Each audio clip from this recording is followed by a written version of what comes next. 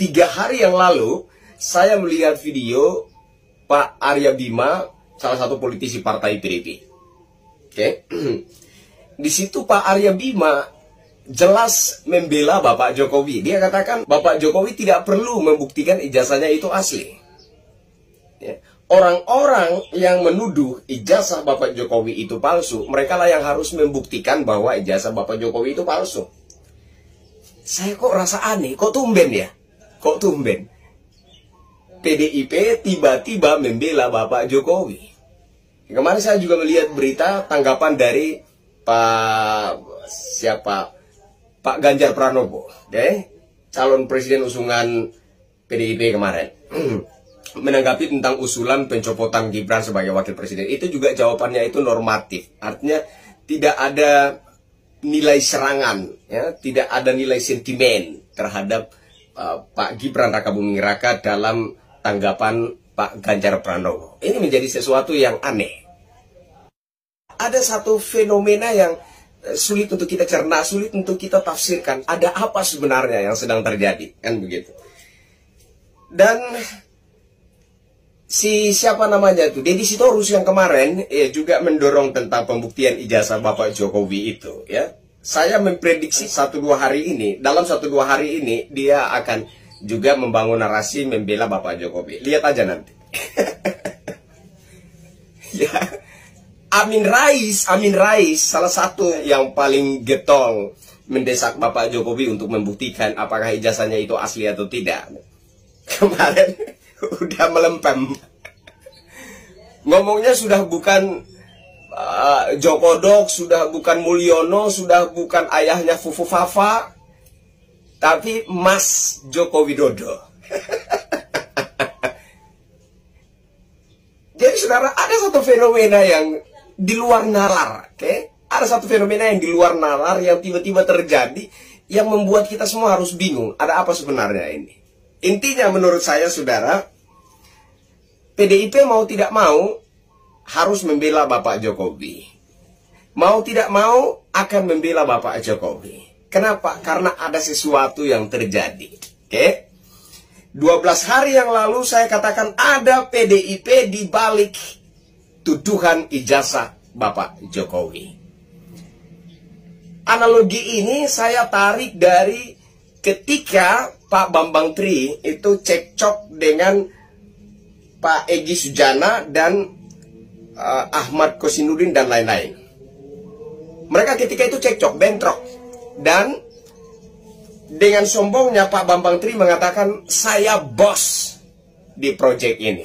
Oke, jadi tuduhan ijazah Bapak Jokowi, tudingan bahwa Bapak Jokowi menggunakan ijazah palsu, itu adalah sebuah proyek.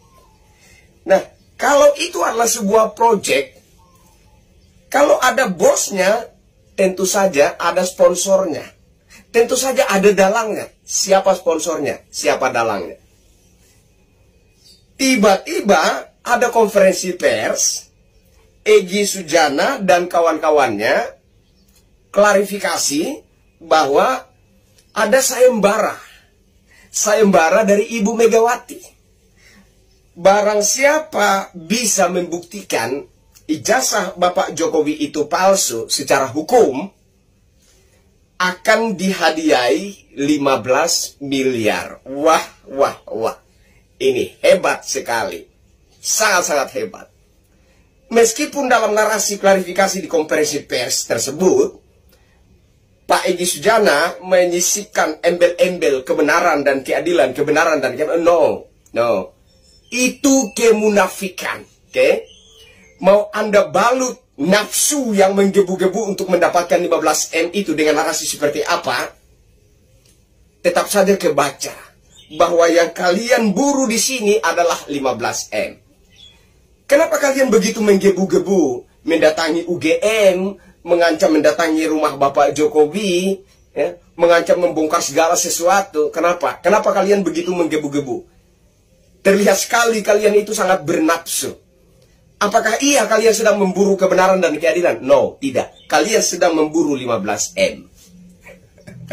Meskipun sudah beberapa media mencoba untuk menganulir ini, mengklarifikasi bahwa informasi itu adalah hoax. Hoax dari mana? Nah, pertanyaannya, kenapa tiba-tiba Egy Sujana dan kawan-kawannya ini kemudian melakukan konferensi pers dan ada narasi bahwa ini ada sayembara dari Ibu Megawati? Kenapa? Kenapa? Kenapa? Karena saya yakin dalam penelusuran mereka sejauh ini, mereka sudah menyadari bahwa ijazah Bapak Jokowi itu tidak mungkin palsu. Mereka sudah menyadari itu. Termasuk Roy Suryo. Lihat aja Roy Suryo. Sebentar akan mewek. Roy Suryo ya, dengan embel-embel pakar telematikanya, padahal dia bukan seorang pakar telematika, ya.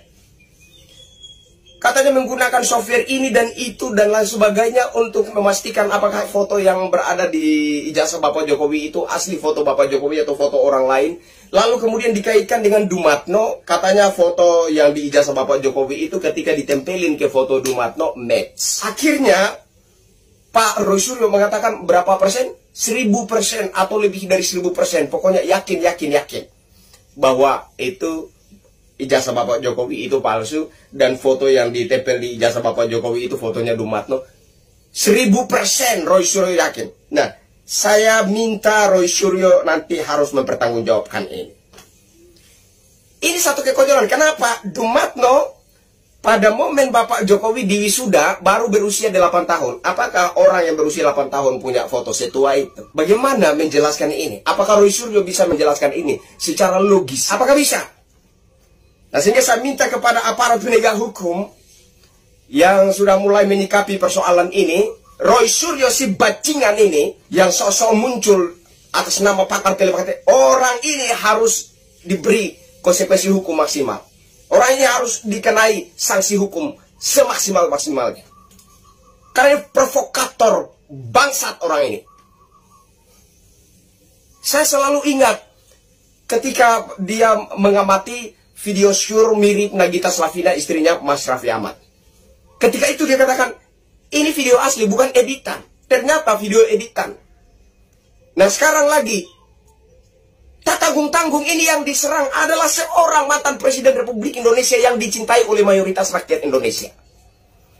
Bagaimana tidak kita marah ini?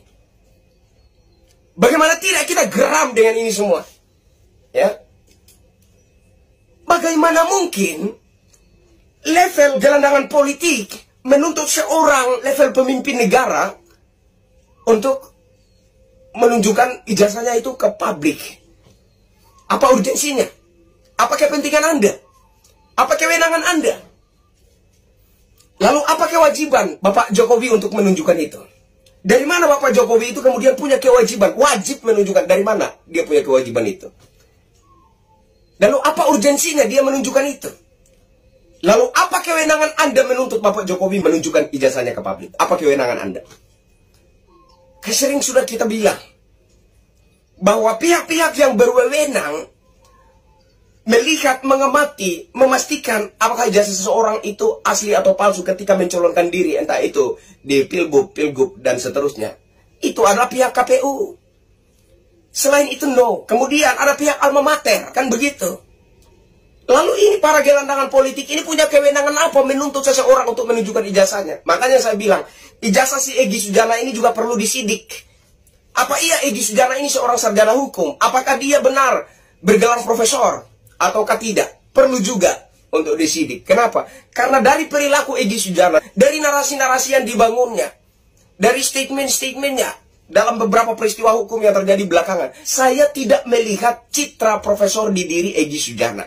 Saya tidak melihat citra seorang sarjana hukum di diri Pak Egy Sujana. Makanya saya bilang, ijazah Pak Egy Sujana ini juga perlu disidik. Dan kemudian si Roy Suryo, Roy Suryo ini juga perlu disidik. Kenapa? Karena tiba-tiba dia semacam sudah memiliki legitimasi bahwa dia adalah seorang pakar IT, pakar telematika. Ini juga perlu untuk disidik. Dari mana dia mendapatkan gelar pakar telematika tersebut?